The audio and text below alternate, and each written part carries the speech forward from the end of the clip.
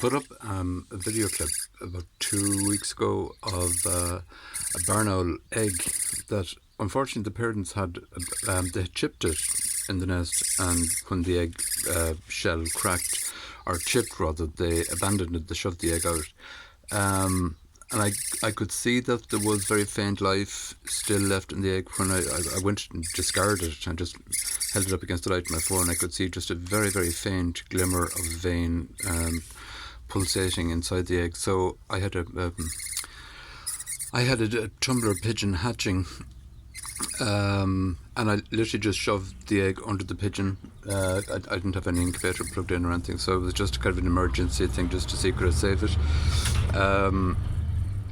And I subsequently put up a few videos to show how, well, effectively, how the pigeon did actually save the chick. A little bit of clear nail polish sealed the small hairline crack in the shell, and the pigeon hatched it out effectively, a fully healthy chick, just 2 weeks ago. Now, as you know, a pigeon is not, whereas they will incubate any egg and they will accept the young once, because the maternal instinct is so active when they're broody. But obviously a pigeon is not going to be able to rear a barn owl because of the two completely different species. Pigeons feed their young with pigeon milk via the mouth, whereas barn owls feed their young with meat. So yeah, a big difference there. So the pigeon effectively hatched the chick, and I just wanted to show ye 2 weeks later, and a few that have followed it, just how well he's doing. Now, I'm doing the rearing at the moment, obviously. I got a TLC 30. It's an intensive care unit from Brincia, a fantastic machine. I had it next day as well. So I did manage to, the pigeon kept the chick alive and warm for 24 hours, and I had the TLC brooder the next day, and or the TLC 30, and it has done a brilliant job. So I kept him in that for 10 days. I'm saying him. I actually think it's a her, and this is her now at 14 days. You can see she really is doing very well. I've made this artificial temporary home for her. So it's basically just a protected here in my garden shed right beside the house. It's just built with plywood, and I have it lined with insulating material, and then to give a kind of a natural kind of effect to it, and kind of a sense of kind of privacy and warmth in it as well. I have it counterlined then with leaves, and on the bottom then I have foliage, which keeps them nice and snug and warm, or her. And I have an artificial, no, this is not artificial heat. I have a light source up here, pretty much so that there's a very, very faint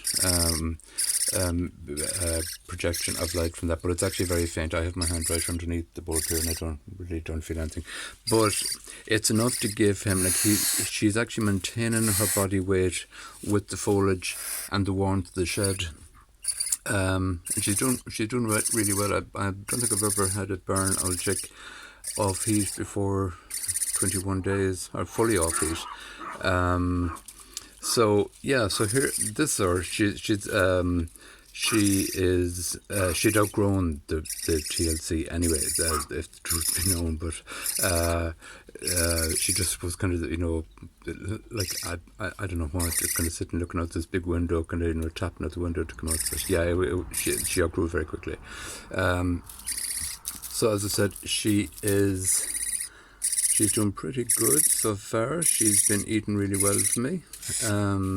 She's bringing up her pellets really well. every day, literally. No, I just fed her there a few minutes ago, so she may not be at this time of the afternoon. I generally give her just kind of chicken legs and just stuff like that, material that's going to help her to regurgitate the pellets. No, she's definitely not hungry. She just ate there earlier on. She will certainly let you know very readily when she is not hungry, in the same way that she lets you know when she is. So she's turning into a very pretty little one, very playful little thing. Not playful, but it's the wrong word. She's a wild bird, but she's affectionate little thing in her own way. It was unfortunate that the parents rejected the egg, but it is lovely to be able to save an egg that otherwise would have been destroyed in a kind of an unconventional way. But as they say, nature will always find a way.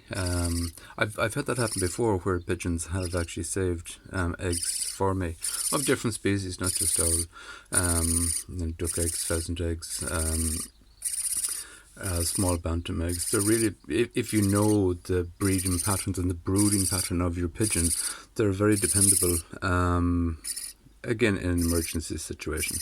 But you always have to have a backup plan then for how you're going to rear the young yourself, because pigeons will not be able to rear, let's say, for example, ducklings and stuff like that.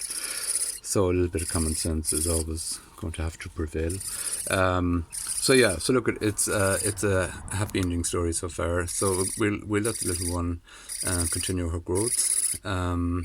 As I said, she's nice and snug and warm in there. I have no problems with her. Even with the temperatures getting quite cold here at night, despite the fact the days are lovely here at the moment. I think it's about 18 degrees here at the moment.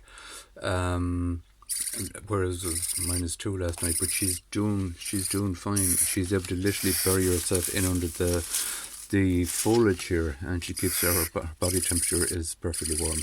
So there's obviously enough from that very gentle light source up there to sustain her. But I keep a close eye on her just in case, and you'll always know if a chick is too hot or if they're too cold. If they're too hot, they'll be panting, and if they're cold, they literally will shiver and their squeak gets delicate. So I always have the TLC kind of backed up for in the event that the temperature changes dramatically. So that's her. So I'll update again maybe in a couple of weeks and we'll see how she fills out. I still think I'm saying she because I just feel she's bigger. She's a very big bird for 14 days, and the males are always about 25% smaller than the females. So I just feel that this bird is possibly a chick or a female. So there you go.